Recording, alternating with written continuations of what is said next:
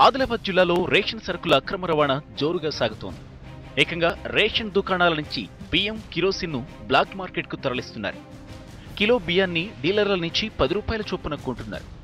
కొందరు రేషన్ డీలర్లు తమ కోటాలో కొంత మొత్తాన్ని బ్లాక్ మార్కెట్కు తరలించి భారీగా దండుకుంటున్నారు.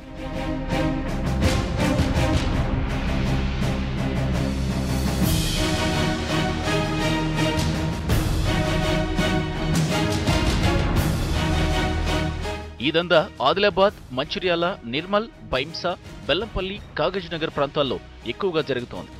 మహారాష్ట్రలో బియ్యానికి బాగా డిమాండ్ ఉండడంతో దళారీలు భారీ ఎత్తున రేషన్ సరుకులను మహారాష్ట్రకు తరలిస్తున్నారు.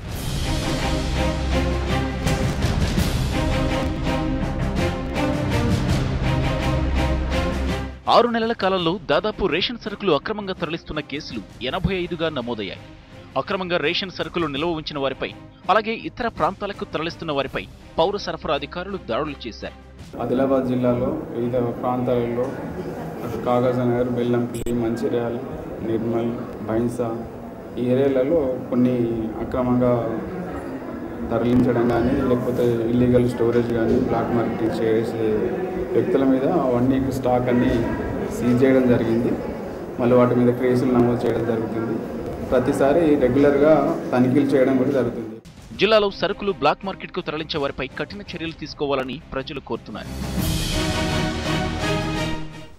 న్యూస్ తెలంగాణలో షుడ్ బ్రేక్ తీసుకుందాం. Stay with us.